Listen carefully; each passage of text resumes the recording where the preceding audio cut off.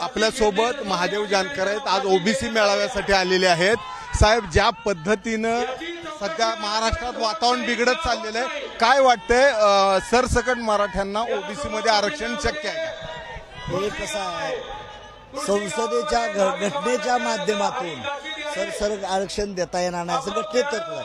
मराठा समाजाला आरक्षण मिळालं पाहिजे, ओबीसीला धक्का न लावता दिलं पाहिजे, ही राज्य सरकारची भूमिका आहे, सर्व पक्षांचीच भूमिका आहे आणि कायद्याच्या कसोटीवर राहूनच आपल्याला हे करावं लागणार आहे। त्यामुळं मराठा समाजाला देखील आमची विनंती आहे, त्यांना आरक्षण स्पेशल दिलं ईडब्ल्यू अजून द्यावं, पण ओबीसीतून आरक्षण देऊ नये एवढी आमची भूमिका आहे। आता याच्यामध्ये मुख्यमंत्री कमी पडतायत का जरांगेंना समजवायला? कारण मुख्यमंत्री त्यांच्याशी चर्चा करतायत, तुमच्यातले 4 मंत्री चर्चा करतायत, त्यांना ओबीसी मधून मिळू शकत नाही असं स्पष्ट का सांगितलं जातं? माझं काय म्हणणं आहे, आता त्यांनाही समजलं पाहिजे, कळालं पाहिजे, ओबीसीतून आरक्षण देता येणार नाही, घटनेतच तरतूद नाही, त्यामुळे तुम्ही आणि मी म्हणण्याला काही अर्थ नाही।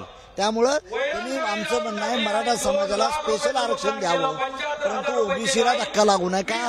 ओबीसीलाच अजून घटनेचा न्याय मिळाला, हक्क मिळाला नाही, ओबीसी समाजाला न्याय आणि त्यांचीच भाकरी आपण खाल्ली तर ते बरोबर दिसणार नाही। आता ज्या पद्धतीनं 20 तारखेला मराठा समाज आंदोलन मुंबईत करणार आहे, ओबीसी समाज आंदोलन करणार आहे, वातावरण बिघडेल? वातावरण बिघडेल, पण संयमाने आम्ही आमच्या कार्यकर्त्याला सांगितलं ओबीसीच्या संयमाने चला, बाबासाहेबांच्या घटनेप्रमाणे आपल्याला जावं लागेल, आपण घटनेचा अवमूल्यन करून चालता येणार नाही, या देशाचं संविधान जे आहे त्याप्रमाणे आपल्याला जावं लागेल। शेवटचा प्रश्न, महादेव जानकर माढा लोकसभेतून निवडणूक लढवणार शरद पवारांकडनं अशी चर्चा सुरू झालेली आहे, काय प्रकारे आपली काय चर्चा झाली पवारांची?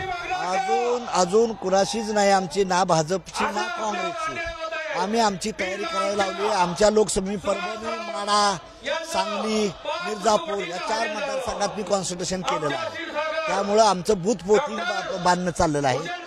आम्हाला जर दोघांनी नाही घेतलं तर आम्ही स्वतंत्र 500 जागा लढवायची तयारी आहे। पण भाजपने जागा नाही दिली तर स्वपक्षाची म्हणजे स्वताकदीवर लढायचं का शरद पवारांना? भाजपने नाही ताकद दिली तर विचार करू, आम्ही आमच्या ताकदीवर लढायची तयारी ठेवली आहे। पवार साहेबांचा अजून त्यांचा निरोप मला आला नाही, एनडीएचा रिपोर्ट आला नाही, त्यामुळे मी आता त्यांना बोलणार, मग ह्यांनी नाही दिलं आणि एनडीएने बोलवलं तर आम्ही विचार करू, आमच्या पार्लमेंटरी बोर्डात चर्चा करू। जर इंडियाने जर तुम्हाला विचारलं तर त्याचा विचार होऊ शकतो तसं, म्हणजे कसं अजून त्यांनी बोलवलं नाही मला, परंतु ज्यावेळेस आमच्या पक्षाची पार्लमेंटरी कमिटी आहे त्या पार्लमेंटरी कमिटीच्या लोकांना पार्लमेंटरी कमिटी डिसिजन दिला, त्याबद्दल निर्णय घेऊ आम्ही। थँक्यू। तर हे होते महादेव जानकर। अजून भाजपने लोकसभेसाठी आपल्याला विचारलेलं नाही, मात्र जर इंडिया आघाडीने आपल्याला बोलवलं तर आपण इंडिया आघाडी सोबत सुद्धा जायला तयार आहोत असा त्यांनी गौप्यस्फोट केलेला आहे। शरद पवारांची त्यांची माढा लोकसभेसाठी चर्चा सुरू आहे आणि त्यामुळं त्यांच्या आत्ताची जे काही वक्तव्य होतं या वक्तव्यामुळं मोठ्या प्रमाणात राजकीय उलथापालथ घडू शकते। कॅमेरामन राजेश बिडकरसह सुनील दिवाण, एबीपी माझा, पंढरपूर। एबीपी माझा, उघडा डोळे बघा नीट।